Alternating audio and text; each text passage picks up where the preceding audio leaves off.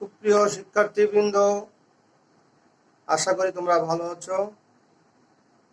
আমি সৃষ্টিধর মণ্ডল, সহকারী অধ্যাপক, পদার্থবিজ্ঞান বিভাগ, পল্লীশ্রী ডিগ্রি মহাবিদ্যালয়। আজ আমি তোমাদের পদার্থবিজ্ঞান প্রথম পত্রের ভেক্টরের ক্লাস নিচ্ছি। তোমরা মনোযোগ সহকারে এটা খেয়াল করো। আমি আজ তোমাদের দ্বিমাত্রিক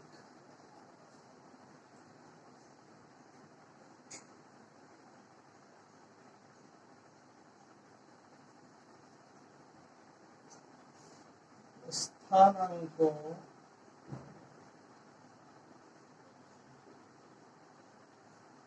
ব্যবস্থায়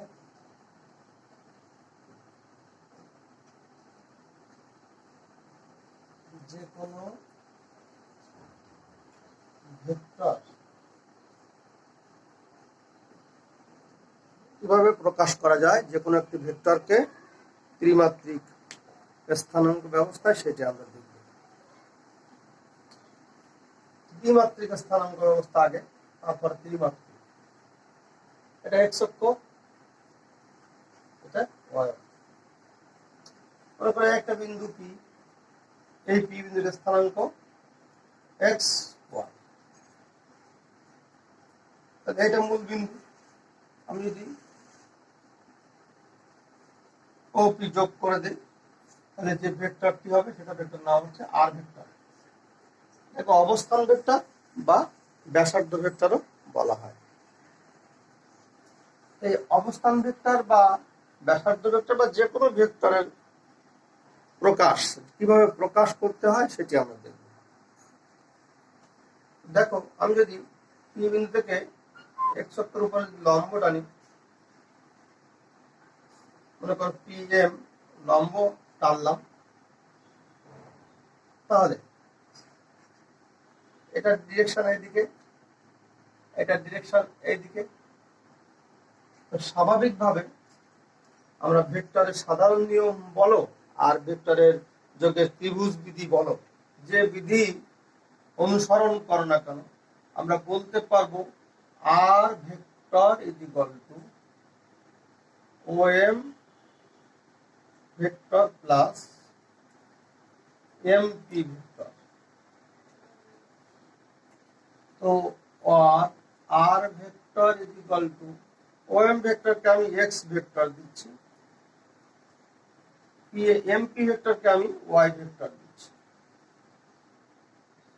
এখন আমরা জানি এক্স অক্ষ বরাবর একটি আয়ত একক ভেক্টর আছে, যেটিকে আই বলি, এবং ওয়াই অক্ষ বরাবর যে ভেক্টরটি আছে সেটাকে জে বলি।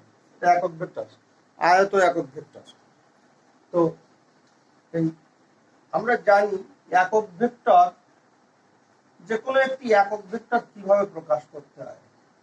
মনে করে এ একটি একক ভেক্টর যদি হয়, তো সেই ভেক্টরকে তার মান দিয়ে ভাগ, এভাবে আমরা একক ভেক্টর বের করি। তাহলে আমরা যদি এক্স অক্ষ বরাবর আই ভেক্টর বের করতে যাই, তাহলে এক্স অক্ষ বরাবর যে ভেক্টর, তাকে এক্স অক্ষ বরাবর এই ভেক্টরের মান দিয়ে ভাগ করতে হবে। তেমনি ভাবে ওয়াই অক্ষ বরাবর যে ভেক্টর, তাকে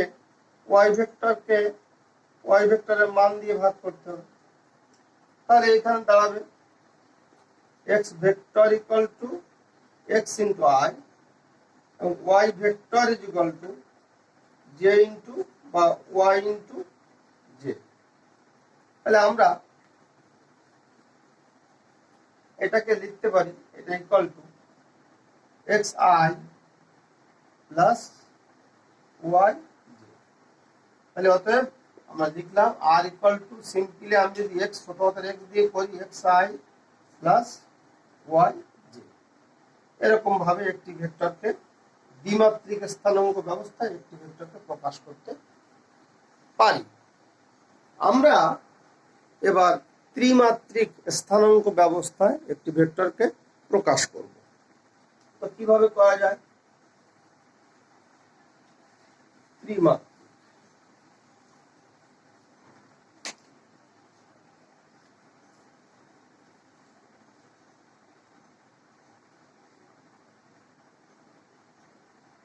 ত্রিমাত্রিক স্থানাঙ্ক ব্যবস্থায় যে কোনো একটি ভেক্টরকে প্রকাশ করে।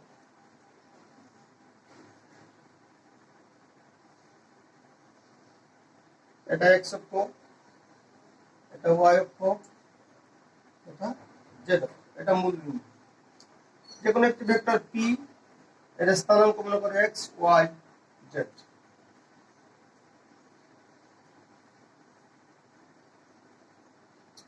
তাহলে আমি ওপি যোগ করে আমি অবস্থান ভেক্টরটা বের করলাম, সেটা হচ্ছে আর।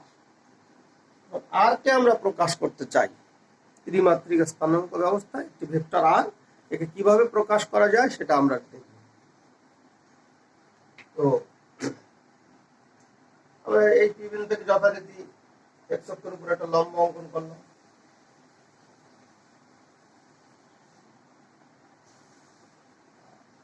মনে করো সেটা পিএম হতে পারে। তো আমরা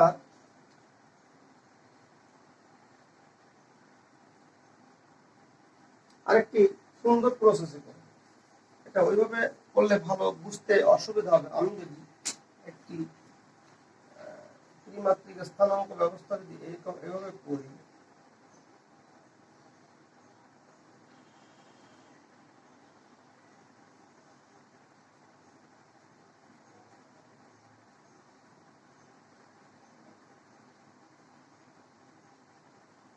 এক্স অক্ষ ও মূল বিন্দু, এটা ওয়াই, এটা যেটা এও যদি করি তাহলে বেশি ভালো হবে। এই সেই বিন্দু যেটা স্থানাঙ্ক এক্স ওয়াই আর জেড। তাই ওপি যোগ করলাম। তো ওপি যদি যোগ করি তাহলে আমরা কি পাবো? ওপি ভেক্টরকে আর লিখলাম, ওপি ভেক্টরকে আমরা আর লিখলাম। তো এবার আমরা এটা একটা নাম দিচ্ছি, মনে করো সেটা এম, ও এম যোগ করে দিচ্ছি। এটা ডিরেকশন এ। তাহলে আমি এই ত্রিভুজ থেকে ও এম পি ত্রিভুজ থেকে আমরা দেখছি যে R equal O M plus M P,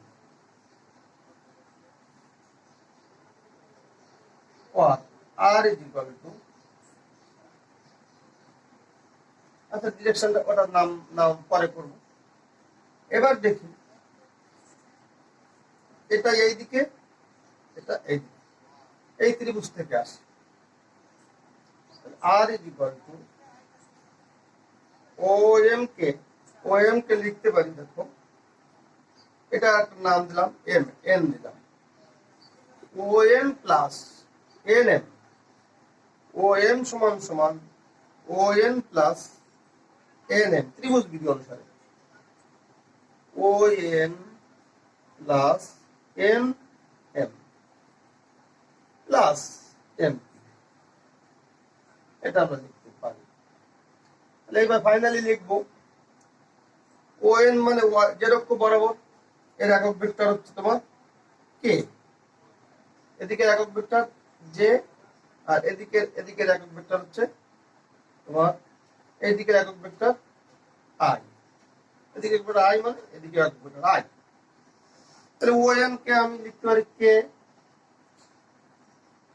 Y into k আগের মতো, প্লাস এন এম কে লিখতে পারি x into I, plus MP vector এটাকে লিখতে পারি ওয়াই ইন্টু জি। ও সরি, এটা ভুল হয়ে গেছে, এটা জেড ইন্টু কি হবে, তাহলে এদিকে ও এন এর দিকে। তাহলে আমরা সাজায় লিখতে পারি x I plus Y j plus z. ত্রিমাত্রিক স্থানাঙ্ক ব্যবস্থায় একটি ভেক্টরকে প্রকাশ করতে পারি। মনে করে একটি ভেক্টর তাহলে এ এক্স অক্ষ বরাবর যে উপাংশ সেটা যদি A1 হয় তাহলে A1I প্লাস ওয়াই অক্ষ বরাবর যদি A2 হয় তাহলে A2J প্লাস A3K। যদি আমি বলি যে এক্স অক্ষ বরাবর উপাংশ হচ্ছে AX তাহলে AXI plus AYJ plus AZK, এরকম লিখতে পারি। অনুরূপভাবে আমরা যদি কোনো ভেক্টর B লিখতে চাই, B equal to BXI plus BYJ plus BZK লিখতে পারি। তাহলে আমরা দেখলাম ত্রিমাত্রিক স্থানাঙ্ক ব্যবস্থায় একটি ভেক্টরকে যেভাবে প্রকাশ করা যায় সেটি হলো এই। এখন আমরা ভেক্টরের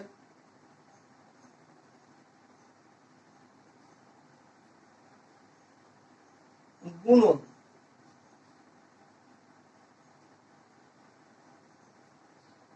ভেক্টরের গুণন আমরা আগের ক্লাসে কিছু দূর করেছিলাম, তো আমি আবার আজকে সেই বিষয় রিপিট করতে চাই। একটু দেখি, একটি ভেক্টর এ এর একটি ভেক্টর বি, এটা মনে করো এ ভেক্টরটি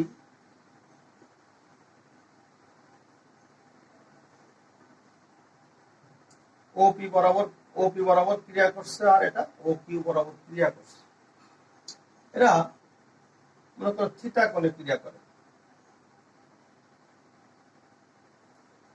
তাহলে আমরা জানতাম, শিখেছিলাম যে দুটো ভেক্টরকে গুণ করলে কখনো একটি স্কেলার রাশি হয়, আবার কখনো একটি ভেক্টর রাশি হয়। যখন দুটো ভেক্টর গুণ করলে একটি স্কেলার রাশি হয় ভেক্টরের, সেই গুণনকে আমরা বলি স্কেলার গুণন বা ডট গুণন। আমরা স্কেলার গুণন বা ডট গুণন নিয়ে এখন দেখব। স্কেলার গুণন বা dot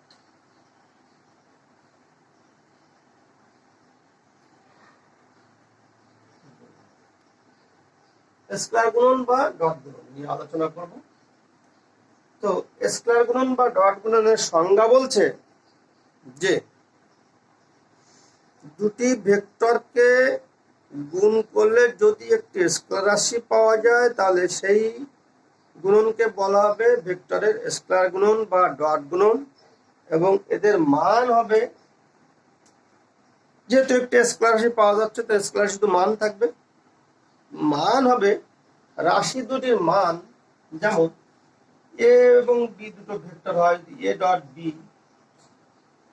equal to A B cos theta. রাশি দুটির মান মানে এ ভেক্টরের মান, বি ভেক্টরের মান, এবং ওই দুটো ভেক্টরের মধ্যবর্তী কোণের কোসাইনের গুণফলের সমান। তিনটে গুণ করলে যেটা হবে সেটা এ বি কস থিটা। এটা হচ্ছে এর সংজ্ঞা।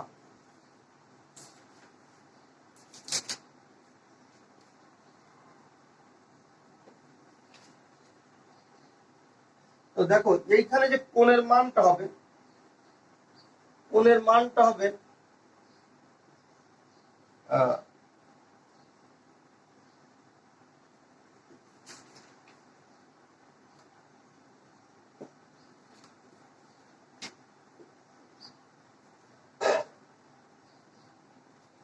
পাই আর 0। এর অর্থ হচ্ছে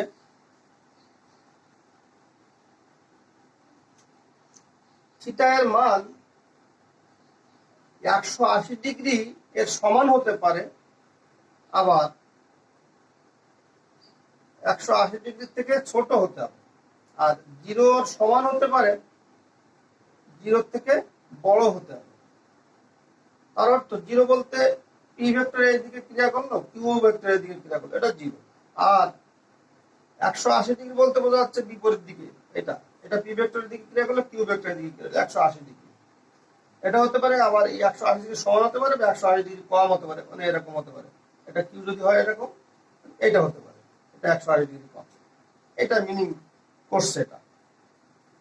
তো তাহলে একটি শর্ত দেখা গেল যে থিটার মান অবশ্যই, এক্ষেত্রে থিটার মান অবশ্যই 180 ডিগ্রি এর সমান এবং কম, অথবা 0 ডিগ্রি সমান অথবা 0 ডিগ্রি থেকে বেশি হতে হবে এটা।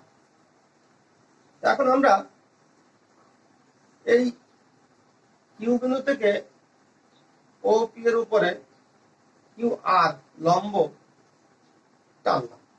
তো লম্ব টানলে যে অংশটি হলো সেটা ও আর। এই পি ও পি থেকে যে কর্তিত অংশ, কর্তনকৃত অংশ, সেটা ও আর। এটার নাম হচ্ছে লম্ব অভিক্ষেপ।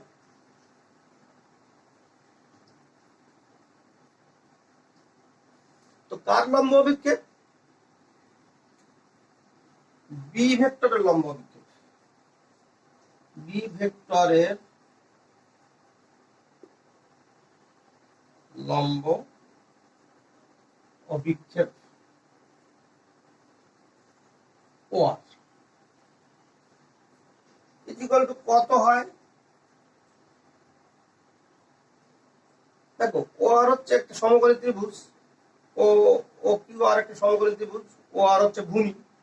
তাহলে ভূমি বাই এটা অতিভুজের মান আমরা জানি, আমি বি ভেক্টরের মান ইকুয়াল টু ভূমি ও অতিভুজ মানে cos থিটা।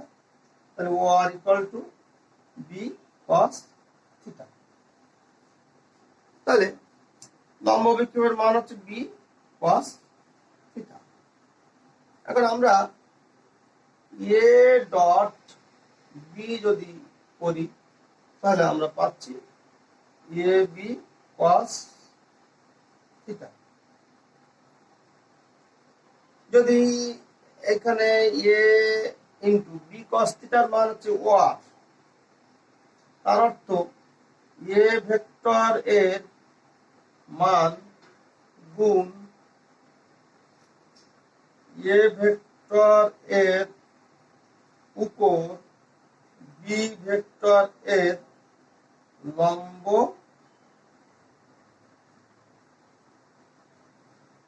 অভিক্ষেপ আমরা বলতে পারি। তাহলে আমরা কি বললাম যে এ ডট বি করলে যে ভেক্টরটি যে স্কেলার রাশিটি পেলাম সেটা হচ্ছে এ ভেক্টরের মান এবং এ ভেক্টরের উপরে বি ভেক্টরের লম্ব অভিক্ষেপ। অনুরূপ ভাবে আমরা যদি এই পি ভেক্টরের শীর্ষ থেকে এই কিউ এ ভেক্টরের শীর্ষ থেকে বি ভেক্টরের উপর যদি পি এস লম্ব অঙ্কন করি, তাহলে বি ভেক্টর থেকে যে অংশটুকু কেটে নিচ্ছি সেটার নাম OS.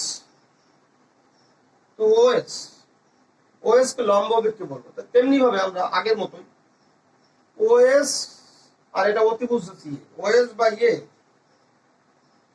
Equal to cos theta. OS is equal to A cos theta. তাহলে আমরা যদি বলি A dot B equal to A B cos theta, এটাকে আমরা লিখতে পারি বি এ cos থিটা। তাহলে বি এ cos থিটা যদি লিখতে পারি, তাহলে বি ইনটু এই এ cos থিটার সমান আমরা লিখতে পারি ওএস। তার অর্থ বি ভেক্টরের মান গুণ বি ভেক্টর এর, এই বি ভেক্টরের উপরে এ ভেক্টর লম্ব অভিক্ষেপ, বি ভেক্টরের উপর এ ভেক্টর এর লম্ব অভিক্ষেপ, এটা আমরা দেখলাম। তাহলে কমনলি একটা কথা কি আমরা লিখতে পারি? দেখো, আমি এ ডট বি যখন করেছি তখন বলছি যে এ ভেক্টরের মান গুণ এ ভেক্টরের উপরে বি ভেক্টর লম্ব অভিক্ষেপ। আবার বলছি কি বি ভেক্টরের মান গুণ বি ভেক্টরের উপরে এ ভেক্টর লম্ব অভিক্ষেপ। তাহলে কমনলি একটা কথাকে বলতে পারি আমরা, দুটো ভেক্টরের ডট গুণন হচ্ছে কোন ভেক্টরের মান গুণ সেই ভেক্টরের উপরে অন্য ভেক্টরের লম্ব অভিক্ষেপ, সেটা আমরা বলতে পারি। তাহলে সাধারণভাবে আমরা বলতে পারি বা কমনলি আমরা বলতে পারি কি কমনলি বা সাধারণভাবে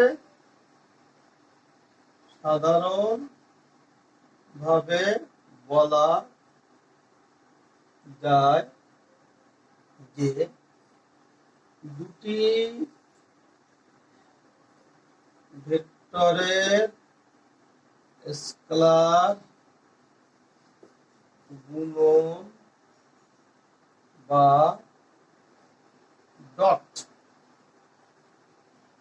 গুণন সমান সমান কোন ভেক্টরের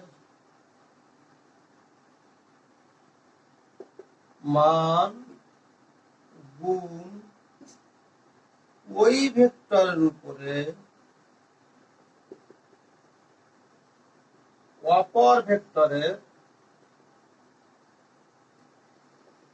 লম্ব অভিক্ষেপ। এটা আমরা সাধারণভাবে বলতে পারি।